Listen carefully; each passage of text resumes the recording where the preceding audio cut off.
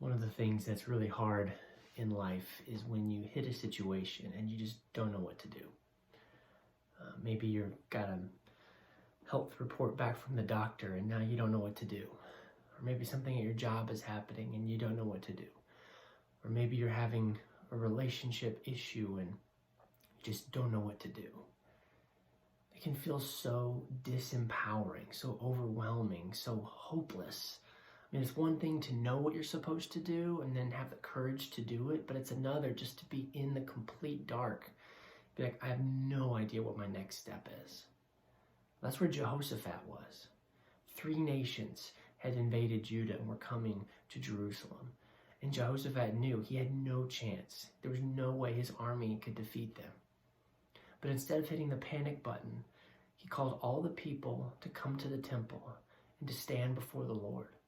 And he leads in Chronicles, he leads this amazing prayer, just saying, God, you said if we ever run up against something that's too big for us, that we're supposed to come to the temple here and come to you and ask for help. In the very end of his prayer, Jehoshaphat says, we don't know what to do, but our eyes are on you. You see, Jehoshaphat did know what to do, to look up. And that was the answer, literally. Looking at God was the answer, because right after that, a prophet stands up and a prophet says, don't be afraid. Don't be discouraged. You won't even have to fight this battle. The Lord will fight it for you. And then some other men of faith stand up and they start a praise service. I mean, they're singing. The whole group of people is singing and praising the Lord. And an army is still marching towards them to rape their wives, to enslave their children, to kill them, to destroy their towns and take all their stuff. And they're praising God. This audacious faith is amazing, because the next morning Jehoshaphat gathers his army, and on the way to march to this battlefield, excuse me, he says, you know what? Let's continue the praise service from yesterday. And he puts out in the front of his army, not a bunch of scouts, not the elite Navy SEALs, but the praise team. And they're singing praises to God. They're singing, God is so good, his love endures forever. And somehow God sets ambushes against the enemy army. And then they start fighting each other. And the enemy actually self-destructs. And when Jehoshaphat and his soldiers arrive on the battlefield, there is literally no one to fight, just plunder to take. It takes them 3 days to take all of the wealth from the army that was coming to destroy them. 3 days. Man, it's just such an amazing victory. It wasn't even a battle. Jehoshaphat didn't have to do anything. He just praised God. He just trusted in God. And so many times I feel like Jehoshaphat. I feel completely outnumbered and overwhelmed and like, okay, I've got to do something amazing here. I've got to bust out of this somehow. And what God was telling me this morning is like, Grant, you just need to look up and praise me. You see, Paul tells us that our battle isn't against flesh and blood, but against principalities and forces of darkness and evil. Our battle is against lies and doubts and demons, not against Democrats or Republicans or people from another country.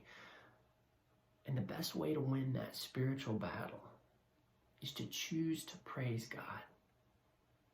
You see, Jehoshaphat called the people together for a prayer meeting instead of panicked and ran away.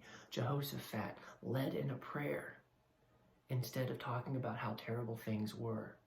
Jehoshaphat joined in with the singing instead of choosing to wail. And as Jehoshaphat marched at the head of his army into a battle that by all earthly means he was going to be slaughtered and destroyed, he said, hey guys, let's praise God. And when we have that attitude of praise, I don't know exactly how it all works, but somehow it opens up a door for God to be able to do something in our lives that's even more amazing than anything we could have possibly imagined. I mean, Jehoshaphat might have been thinking, maybe God will send hailstones like he did with Joshua.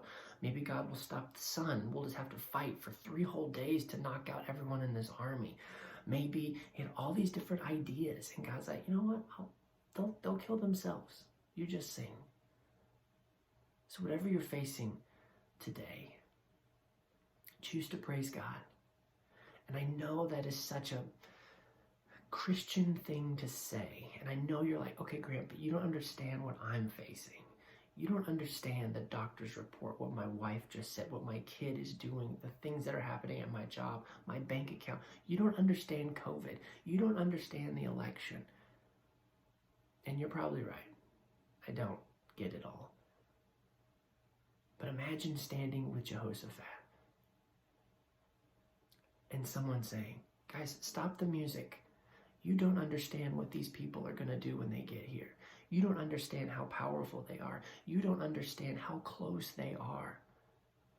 None of that happened because everyone was looking at God.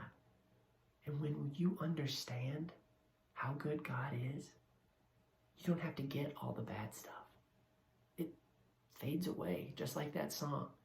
And the things of this earth will grow strangely dim in the light of his glory and grace.